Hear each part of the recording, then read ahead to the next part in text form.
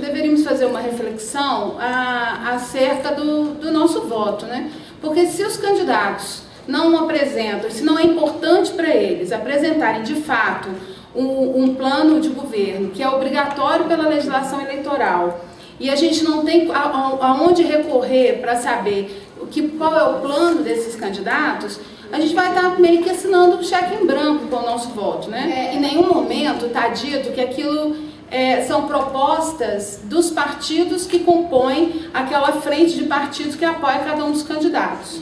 Sempre é a minha proposta, eu Serra, eu Dilma, eu Marina.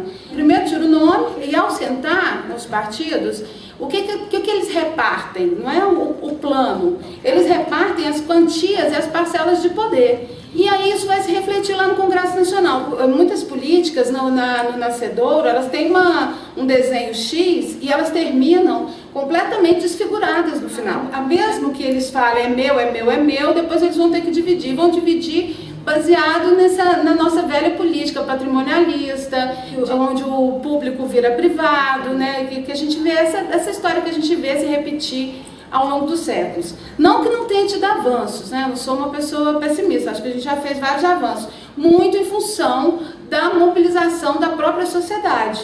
E com relação a essa concepção de política pública, nesses planos, no que foi apresentado, é muito difícil a gente saber qual é a concepção. O que tem por trás? Eu acho que a visão um pouco sistêmica, ela permeia quase todos. Uma política pública, eu acho que ela é mais fortalecida na medida em que ela tem essa visão sistêmica. Obviamente que eu não posso fazer uma política que pense dessa forma sistêmica e tenha as mesmas diretrizes para um estado como São Paulo, que é um estado rico, e para um estado como o Maranhão. Aí sim, a gente, dentro da mesma política, nós temos de ter princípios universais e princípios focalizados. No início do ano, em março, aconteceu a Conferência Nacional de Educação e a Conferência Nacional de Educação decidiu pela importância desse Sistema Nacional de Educação. Porque desde a Constituição de 88, no capítulo que trata da educação, falava de um sistema, a União, os estados e os municípios trabalhariam de maneira articulada e um contribuiria com o outro nas suas deficiências. Existe um sistema, existem diretrizes nacionais, os municípios têm que respeitar as diretrizes do MEC, né? Existem os parâmetros curriculares nacionais, mas esse sistema de colaboração, ele acaba pesando mais para quem tem menos. Porque os municípios mais pobres, os que não têm recursos, só recebem o recurso do Fundeb, muitas vezes o recurso que eles recebem, só 100% é gasto com pagamento de pessoal. Então eles não têm nenhum recurso para investimento em novas escolas, em reforma das escolas, infraestrutura, melhora da qualidade da educação. Que aí entra a Marina, acrescenta uma questão que é importante também, que eu acho que ela pegou da campanha nacional pelo direito à educação, que é o curso aluno qualidade. Ele seria medido com a soma de alguns insumos, que seria a formação continuada dos profissionais de educação, a valorização dos profissionais de educação, que não são só os professores, são os profissionais de toda a rede, né, com salário, que não seria só esse piso, você tem um cálculo disso, e dividiria isso per capita e também universal, porém focalizado, né? Quem precisa de mais recebe mais. Os principais gargalos da educação hoje, né? Quais sejam esses gargalos? As creches, que o último Plano Nacional de Educação falou que ia ampliar em tantos por cento, se não me engano, 50% da população que necessita de creche seria atendida e só houve 18%. O Conselho Nacional de Educação e a própria conferência percebeu que o último Plano Nacional de Educação foi superdimensionado nas suas metas. E assim, nessa conferência houve uma preocupação em estabelecer metas um pouco mais realistas. Um pouquinho mais que 50% do nosso orçamento, ele é para pagar o serviço da dívida pública. e o juro da dívida. E ela é altíssima por causa da taxa Selic.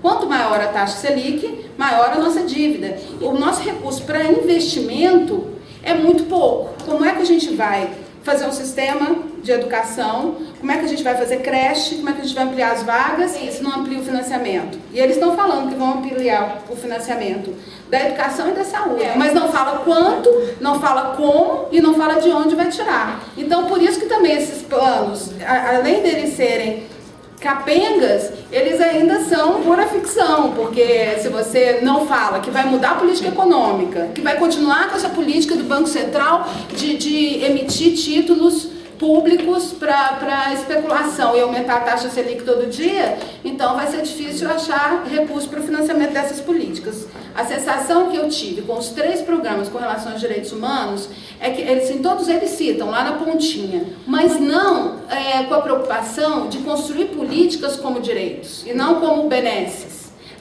Talvez seja por essa forma também da gente escolher nossos candidatos, da gente fazer as propostas. Por exemplo, a Dilma é a nossa mãe, o Serra é tudo eu, ou seja, eles tiram a autonomia da sociedade. Elas não falam, por exemplo, de educação de jovens e adultos e falam uma coisinha chamada erradicação do analfabetismo.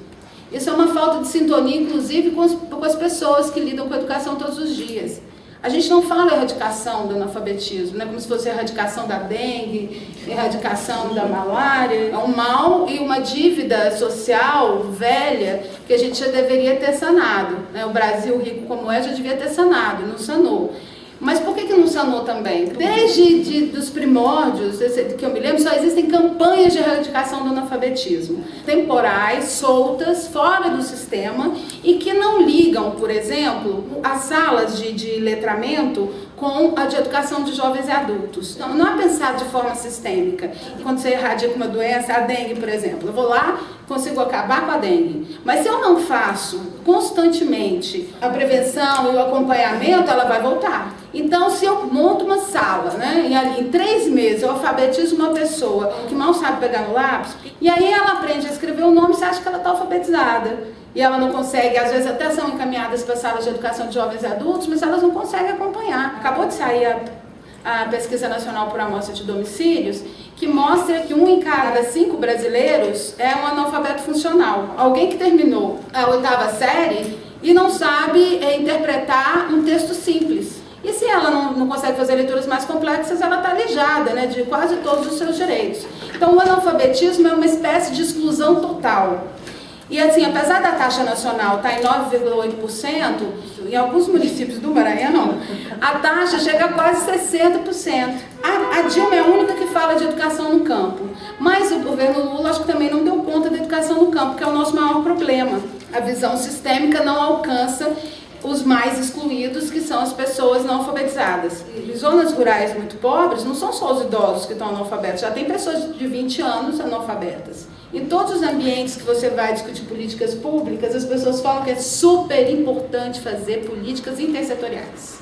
Todo mundo concorda, mas ninguém faz. Vários partidos discutindo qual o seu quinhão, qual o ministério que ele vai ocupar, e aí o cara que está lá no Ministério da Saúde não quer conversar com o Ministério da Educação, porque assim, se tiver louros, ele quer só para ele.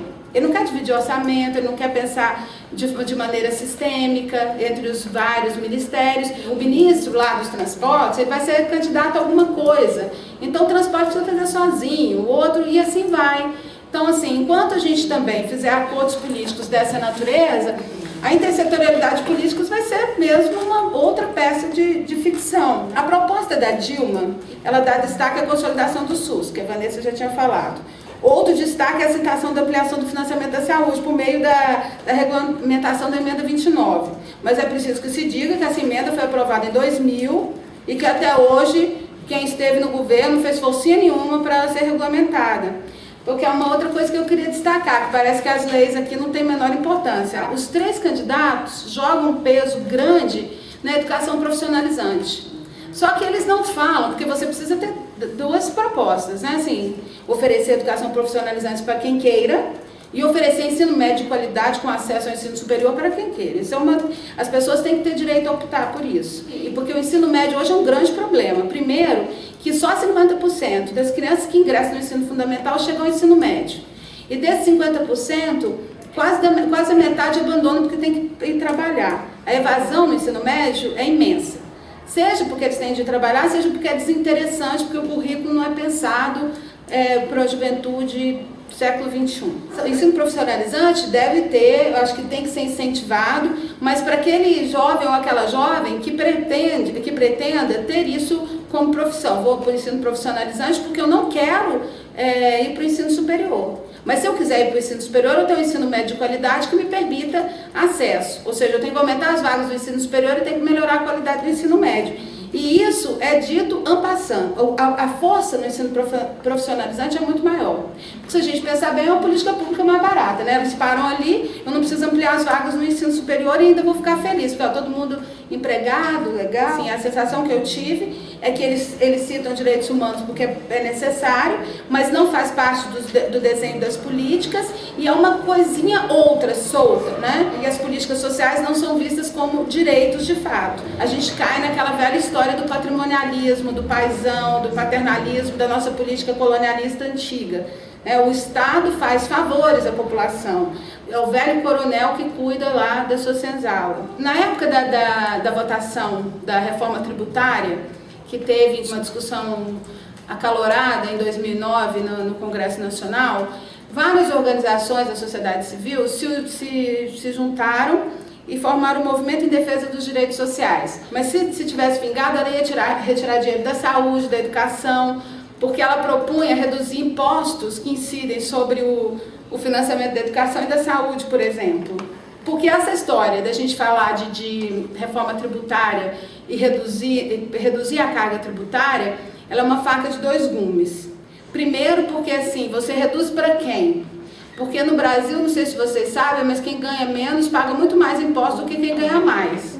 Porque os impostos são indiretos, incidem mais sobre a cesta básica de alimentos, e quem ganha até 2 salários mínimos paga 53% do seu salário em impostos indiretos.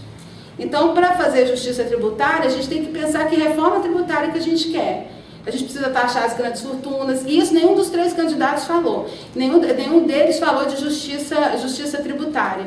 Porque não basta, vou reduzir a carga tributária. Assim, normalmente reduz sobre quem já paga menos, e os que pagam mais ainda vão ficar sem parte do financiamento das políticas sociais que são importantes. Então, esse movimento em defesa dos direitos sociais, eles fizeram uma carta, e essa semana eles apresentaram para os candidatos. Não é a carta toda que está aqui, eu vou ler os pontos relativos às políticas sociais, que é o que a gente gostaria que tivesse no programa dos candidatos e que não está, né?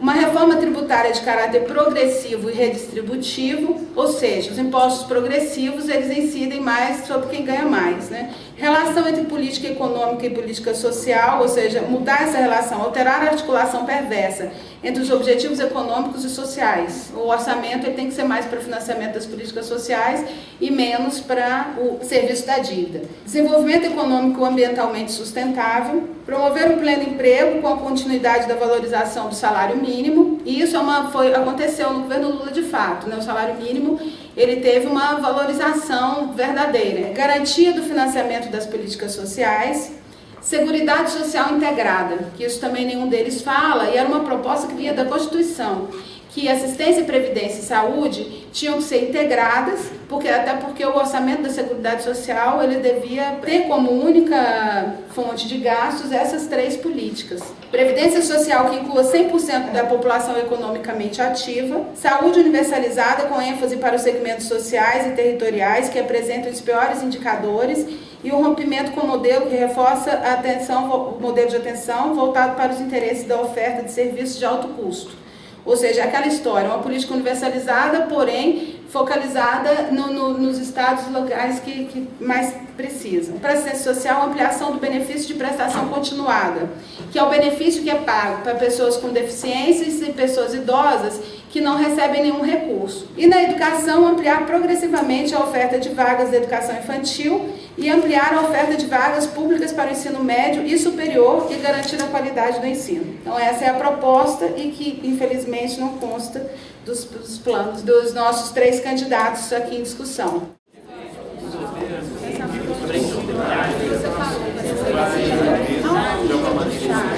falou, Plástica.